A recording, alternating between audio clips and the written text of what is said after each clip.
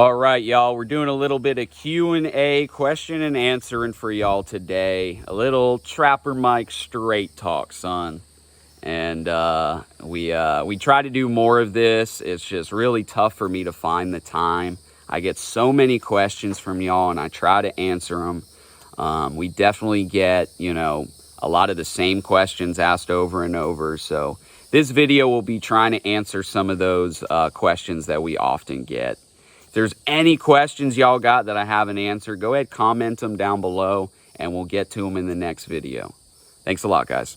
First question I get all the time is, what type of dog is Otto? How's he got that damn beard? Why is his beard better than yours? And all this stuff. So, he's technically a German wire hair pointer. Both his parents were actually Drahthaars, and without going into a whole rabbit hole, basically a Drahthaar is a German wire hair pointer that's still been bred to the German hunting standards that are very strict. In my opinion, when you get a Draht puppy, you know what you're getting for the most part. Obviously, not every dog's the same, but they've been bred to these standards, and their genetics are phenomenal. Which, that's not the same for most other breeds. Most other breeds, they're not regulated like the Drahts are. Second question I get is, what type of breed is Catfish? I think people see these dogs with these beards and they're like, what in the hell is that? Catfish is a registered Drahthaar. He's got the tattoo in his ear showing he's a registered Draht. His breeding was approved. And, Otto's like a bootleg version of Catfish. But, Otto's better. But, anyway, that's what Catfish is. And Moose is just an old Florida cur dog I found underneath my buddy's house. So, people always ask what type of air gun I use to remove these iguanas. And I use the Python Cowboy Edition Edgun Leshiy 2. It's, from what I've seen, and I mean, I've tried them all, guys. I really have. It is the best air gun on the market, especially for hunting in the field, doing stuff like this. You may find a better air gun for shooting off a bench at targets. I won't argue with you there. I don't do a lot of that, so I don't really know. But for infield, hunting down and killing stuff, it is by far the best one out there. I use a 30 caliber. They just sent me a 9mm, which is a 35 caliber, I believe. I haven't been able to use that much yet. I'm getting ready to this week. I'll let y'all know how it is. But I like the 30 caliber for now, and it's safe to use around houses, residential areas, and it still packs a punch. Back in the day, I used a lot of suppressed 22s, firearms, and I'll tell you right now, these 30 caliber Edgun Leshiys hit harder than standard velocity 22, and they are so much more accurate. These things are laser beam accurate. I shoot these iguanas right through the eyeballs almost every shot. If you're a good shot, you're going to be deadly with these things. Get a good scope on it. I use Sig Sauer optics. The company I work with, they're a great company, and they make great products. That's kind of my setup for iguanas, small game, and a lot of different stuff like that. And, it's definitely what I would suggest to someone looking to get into it, at least at a serious level. It's definitely not an entry-level item. They're $3,000 and up. Something looking just to more mess around with, I'd maybe get like a $200 to $500 bolt action PCP air rifle. I've tried Hatson, I've tried some of the others. They don't last real long. They're not great. They're not super accurate, and you definitely gotta hit the iguana perfect to put them down. But with that being said, you want to be as humane as possible. You want to do it right. You're killing animals with it. You don't want to cheap out and try to get some bootleg stuff and not go about it the right way. So, I wouldn't feel right suggesting anything other than what I use, and that is the Python Cowboy Edition Edgun Leshiy 2, 30 caliber. I got my little puppy mouse over here banging up a hog or something. I need to go check it out. And there she goes. Get him, mouse. Get him, girl. What are you barking at? What are you barking at over here? Huh? What you got? What you got? What you got? Okay, okay. So I've been having this little hog break out, and I wonder if it broke out. No, it's in there. Good. All right.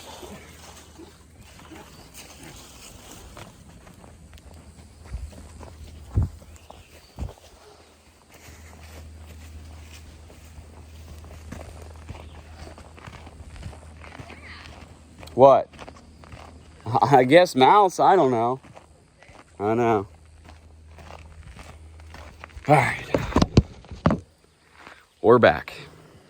Another question we get a lot is how to get started on killing iguanas, how people can kill iguanas, and all that kind of stuff.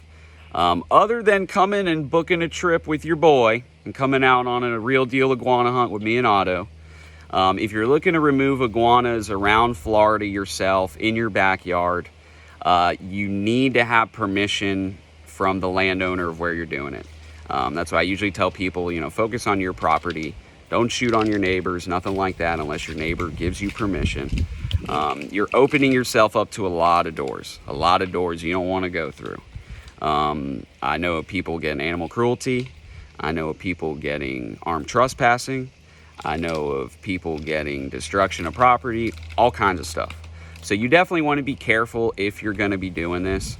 You want to make sure you're killing iguanas very humanely, making sure they're totally dead, making use of them, not just throwing them in the trash or leaving them lie, because both of those things are illegal.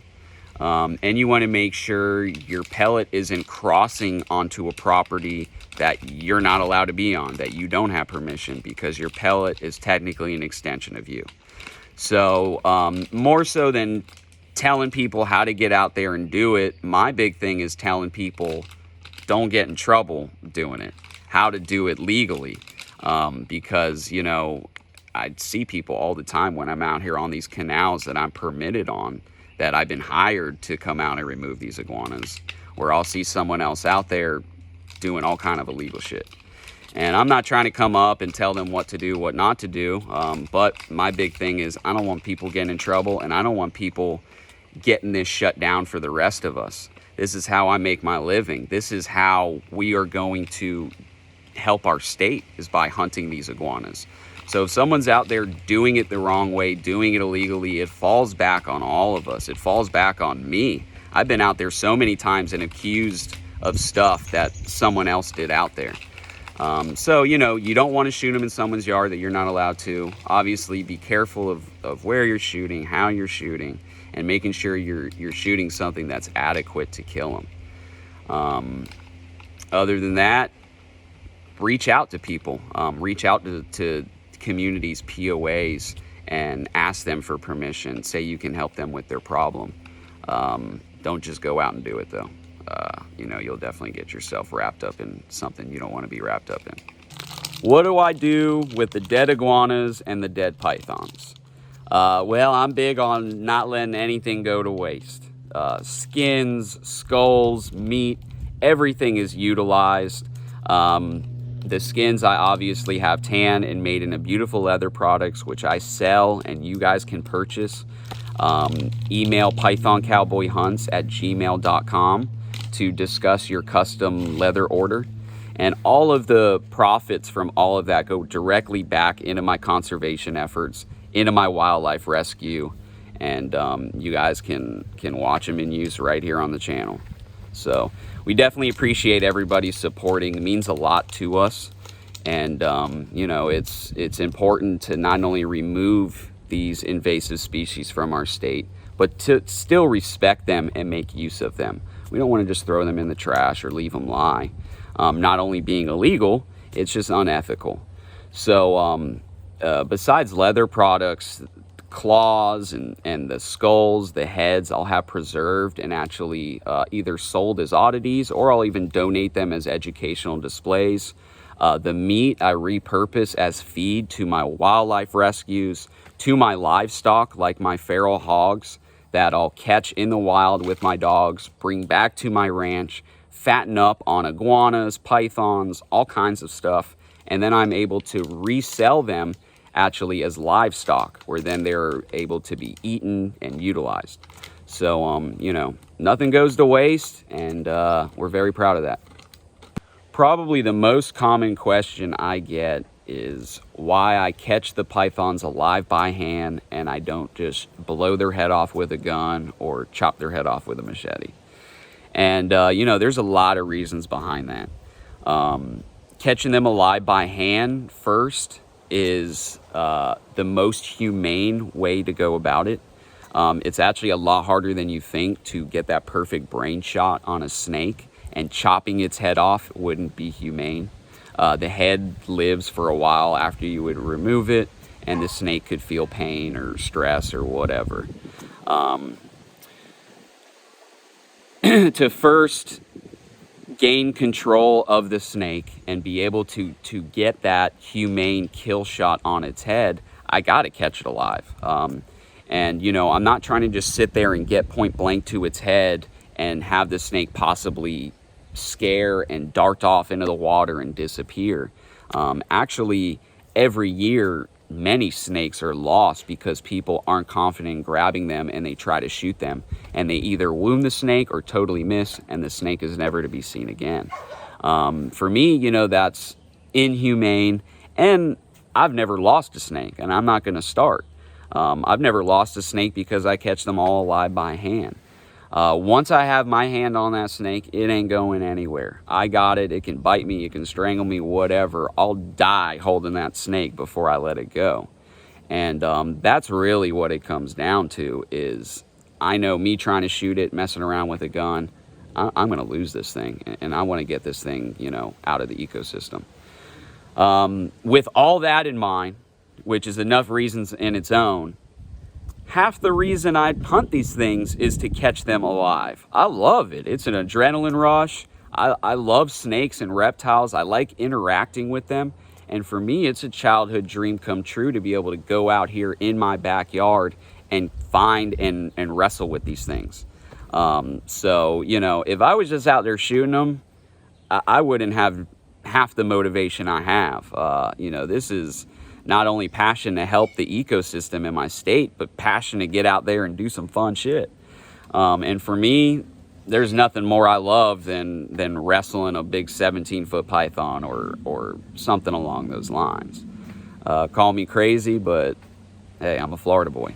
Also, too, sometimes I'm out in the swamp sleeping in the Everglades for days on end, a week at a time, and keeping these dead snakes fresh is impossible.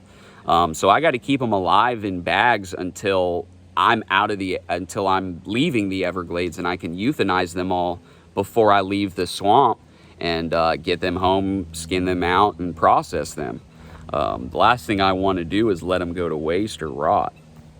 People always ask how they can do something like this, how they can pick up and live this kind of life, make money doing the stuff I do with animals.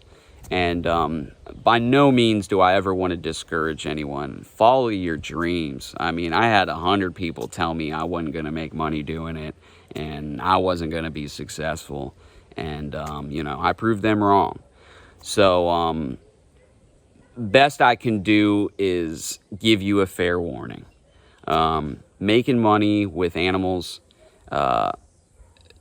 is hard, y'all. It's very hard. I got my hands in 100 different things: leather products, guided tours, removals, online videos, educational events, merchandise, dog training, selling puppies, selling pet snakes that I've found and rehomed. And I mean, it's always something. It is always something. Y'all heard me answering the question about what I do with the animals afterwards. I mean, I'm out here preserving and selling iguana feet, y'all.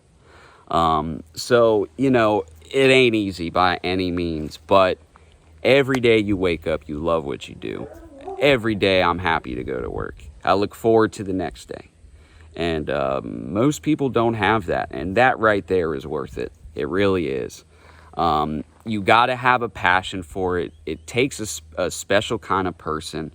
You got to love work. You got to like getting dirty, love getting covered in, maybe not love it, but be okay with getting covered in animal shit and piss and getting bit, and always looking at the positive of a situation. Definitely got to be a hustler. Got to wring a dollar out of every situation you come into. Otherwise, you just will not survive. You need a good team behind you, and you just got to have faith in yourself. You got to spend a lot of time looking into, learning from others, and being open to learn. Every day I learn something. So, you know, that's the mindset you want to go in it with. And that's my fair warning.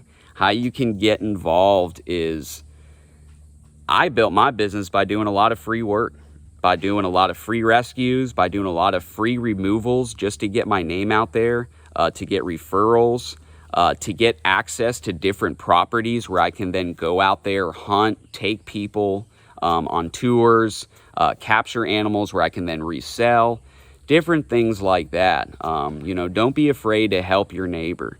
And I built my business by trying to make a living, not make a killing. You know, I'm out here fair prices, not trying to rape people, being a straight shooter with everybody. And, you know, you get a lot of bullshit with a lot of these other services, especially wildlife, man. I've met some of these other different wildlife trappers and wildlife companies, especially the big ones, and they just rip people off. So if you can be a person in your community that, you know, you got to make a name for yourself. You got to make a good name for yourself. That's the key. I don't advertise. I don't do any of that. It's all word of mouth. And not saying not to advertise. Definitely get on Google, get on all that. But I don't know. That's probably the hardest question I get asked. That's the hardest question I get asked, is how people can do what I do. I didn't go to school to do any of this. You know, I don't have any kind of degree. It's just all stuff I've learned along the way. And for someone that's just trying to jump into it and hasn't already had some knowledge in it, it's going to be tough. I would get in with a bigger company, learn from them, kind of learn the ropes, possibly get in with FWC or your local wildlife enforcement. You know, they generally don't pay much, but they offer a great experience and in-field training. You can't ask for any better than that. So that's where I would start. That's not necessarily how I went about it, but how I went about it ain't gonna work for most people, I can guarantee it. So, you know, that's the advice I got. It might not be the best, and I wish I had more for that question, but it's definitely one of the harder questions I get. People ask a lot if I use thermals or if a thermal would work for pythons or iguanas, and the answer is no, it doesn't. You're much better off using your naked eye, using a spotlight. Generally, they don't scare away from a light or seeing somebody. They try to act camouflage and will stay still and not run away. So you don't need to surprise them using a thermal and stay hidden yourself. And they're cold-blooded. So they don't really show up on a thermal any more than a tree would or any other kind of vegetation that's holding heat. Unfortunately, it just doesn't work. I wish it did. You know, I've taken out researchers with $500,000 drones that are rigged out with thermals, and they can't spot the python I found. So, you know, it's something that I think has potential in other areas, not a thermal camera, but a different type of camera.